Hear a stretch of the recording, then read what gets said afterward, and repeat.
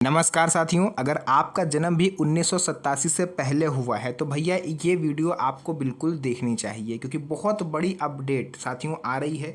1987 से पहले जन्मे लोगों के लिए ज़रूरी सूचना, कौन से दस्तावेज भविष्य में आपकी सबसे बड़ी ताकत बन सकते हैं। तो अगर आपका जन्म 1987 से पहले हुआ है तो आज की ये जानकारी आपके लिए बेहद महत्वपूर्ण है। देखिए यहाँ पर ये हाईलाइटेड है, यानी डार्क लिखा हुआ है, तो आपको इसको ज़रूर देखना है। बहुत ही महत्वपूर्ण वीडियो है। क्या आपके पास Aadhaar card, voter ID, PAN card या पासपोर्ट है? अगर आपका जवाब है हाँ, तो क्या आप पूरी तरह से निश्चिंत हैं कि ये सभी दस्तावेज आपकी नागरिकता साबित करने के लिए पर्याप्त हैं?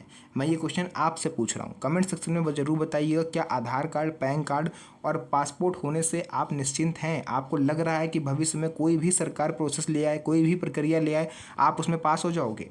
कमेंट सेक्शन में ज़रूर बताइएगा। यहीं पर अधिकांश लोग सबसे बड़ी गलती कर रहे हैं। सबसे बड़ा भ्रम यह है कि क्या आधार कार्ड नागरिकता का अंतिम प्रमाण माना जा सकता है।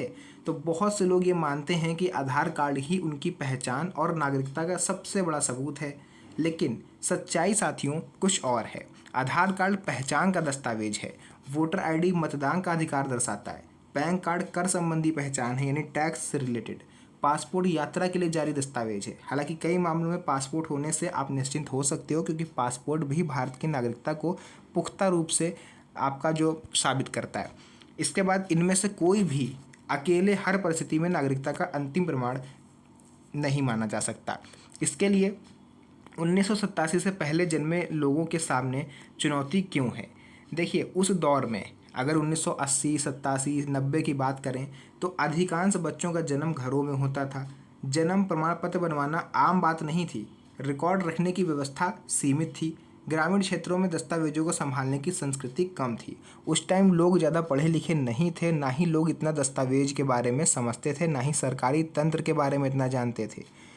और अगर देखा जाए तो सरकारी तंत्र भी इतना मजबूत नहीं था जितना कि आज, कि आसानी से आपका बर्थ सर्टिफिकेट बन गया 2 से 3 दिनों में। उस टाइम महीनों दौड़ना पड़ता था तब एक बर्थ सर्टिफिकेट बनता था।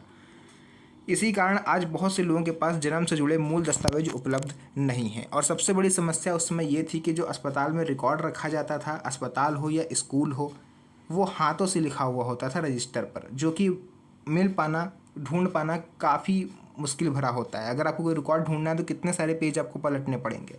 और कई स्कूलों या अस्पतालों में तो वो रजिस्टर ही चला गया होगा, या तो जल गया होगा या चूहे ने काट दिया होगा, है ना। जैसे कि आज हर चीज़ डिजिटल है, आप एक क्लिक पर हर चीज़ अपनी जानकारी पा सकते हो। अगर ऐसा उस समय होता तो लोगों के पास बर्थ सर्टिफिकेट होता।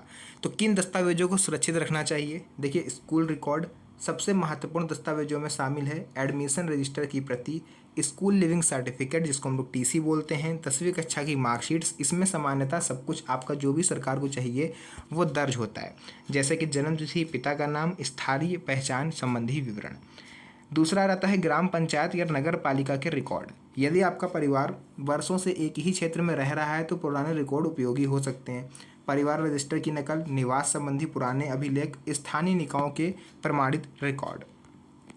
तीसरे नंबर पर जमीन जायदाद के दस्तावेज यदि उपलब्ध हैं आपके पास तो खतौनी, खसरा रिकॉर्ड, पुरानी रजिस्ट्री या विरासत संबंधी दस्तावेज भी आप दर्शा सकते हो। उसके बाद देखिए, 5वें नंबर पर आ जाता है दस्तावेजों में सबसे आम गलतियां, जो अक्सर हर कोई कर देता है। इन छोटी छोटी गलतियों को नज़रअंदाज ना करें। नाम की अलग अलग स्पेलिंग, यानी आधार कार्ड, वोटर आईडी कार्ड या कोई भी आपका पहचान पत्र है उसमें नाम की स्पेलिंग अलग नहीं होनी चाहिए।